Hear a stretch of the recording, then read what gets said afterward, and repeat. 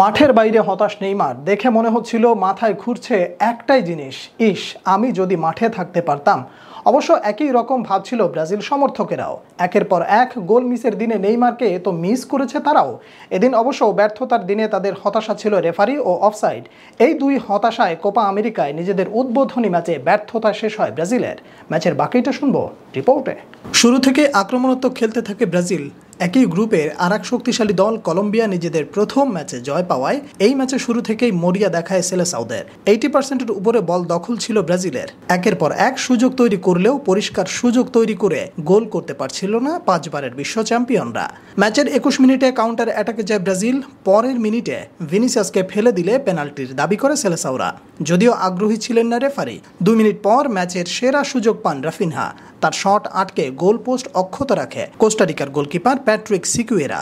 30 মিনিটে অবশেষে গোলের খরা কাটায় ব্রাজিল। ফ্রি কিকে শট নেন রাফিনহা। তার বল গিয়ে লাগে রদ্রিগোর পায়ে। সেখানে বল পান মার্কুইনহোস।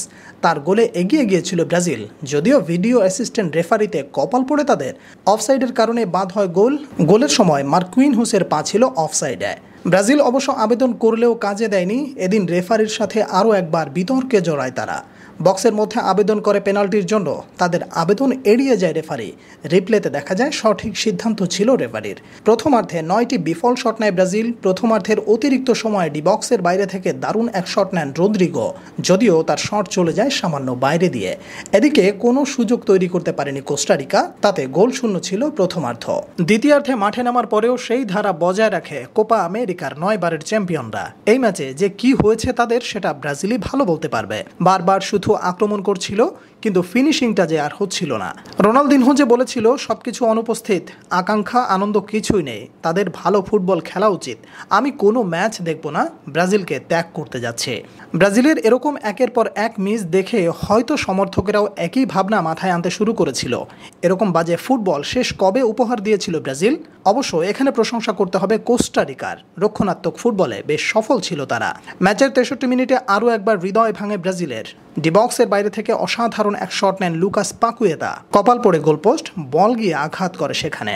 ব্রাজিলকে গোল এনে দিতে মাঠে নামেন এনরিক। ম্যাচের সময় যত গড়িয়েছে ব্রাজিলের হতাশা ততই বেড়েছে। 77 মিনিটে আবারও বক্সের বাইরে থেকে চেষ্টা করেছিল ব্রাজিল। সেভিওর নেয়া শট আটকে দেন কোস্টারিকার গোলকিপার। এখানে অবশ্য থেমে থাকেনি। এতগুলো সুযোগ তৈরি করেও কেন গোলের দেখা পাচ্ছিল না তারা, সেটাই ছিল এদিন বড় প্রশ্ন। যদিও এদিন অনেক ভুল সিদ্ধান্ত দিচ্ছিলেন রেফারি।